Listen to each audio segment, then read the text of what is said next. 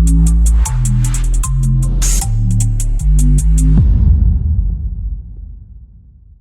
City તરીકે દેશભરમાં ડંકો વગાડનાર સુરત મહાનગરપાલિકાએ હવે સ્વાસ્થ્ય ક્ષેત્રે એક ક્રાંતિકારી કદમ ઉઠાવ્યું છે। સ્માર્ટ સિટી તરીકે દેશભરમાં ડંકો વગાડનાર સુરત મહાનગરપાલિકા હવે સ્વાસ્થ્ય ક્ષેત્રે એક ક્રાંતિકારી કદમ ઉઠાવ્યું છે। શહેરમાં દર વર્ષે ચોમાસા દરમિયાન અને ત્યારબાદ વધતા જતા મચ્છરોનો ઉપદ્રવ અને તેને કારણે ફેલાતા ડેન્ગ્યુ, મલેરિયા અને રોગચાળાને નિયંત્રિત કરવા માટે પાલિકાએ હવે આકાશમાંથી નજર રાખવાનું નક્કી કર્યું છે।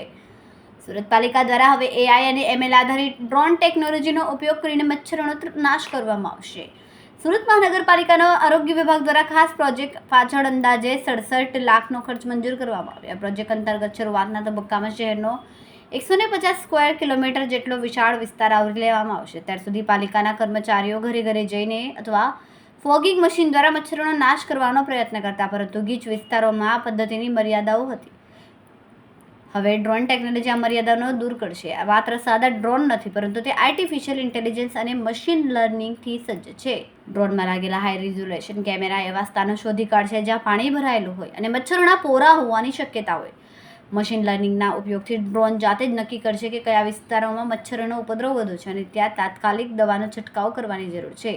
આ ટેકનોલોજીની મદદથી ધાબા પર પડેલા ભંગાર ટાયરો અથવા ખુલ્લા પ્લોટમાં ભરાયેલા પાણીમાં સચોટ રીતે દવાનો છંટકાવ કરી શકાશે, જ્યાં માનવ હસ્તક્ષેપ મુશ્કેલ છે। ઉડાડવામાં આવ્યું છે મચ્છર પકડવા માટે, કઈ રીતના અને શા માટે અને કેટલો ખર્ચો કરવામાં આવ્યો છે આ ડ્રોનના પાછળ?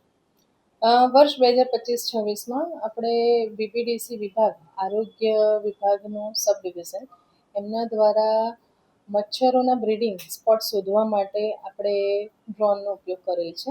એ AI/ML બેઝ ટેકનોલોજી છે અને આ ટેકનોલોજીના ઉપયોગથી આપણે જ્યાં જ્યાં વોટર લોગિંગ સ્પોટ્સ હશે, જેનાથી આપણા આખા સુરત શહેરમાં મોસ્કીટોના બ્રીડિંગ થઈ શકે અને મોસ્કીટોનું ન્યુસન્સ થઈ શકે, તેને અટકાવવા માટે ડ્રોન દ્વારા આ સ્પોટ શોધવામાં આવે છે।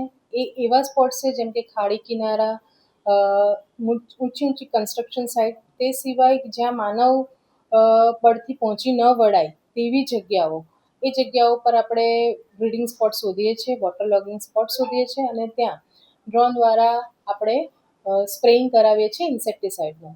અને જંતુનાશક દવાના સ્પ્રેઇંગ પછી આપણે એમાં ફરીથી લાર્વલ ડેન્સિટી ચેક કરીએ છીએ કે જેથી કરીને બ્રીડિંગનો નાશ થયો છે કે નહીં તે પણ ચેક કરી શકાય। કેમેરામેન સેનિલ વિરાણી સાથે વિશાલ છેઠા, માનવ પ્રભા ન્યૂઝ, સુરત।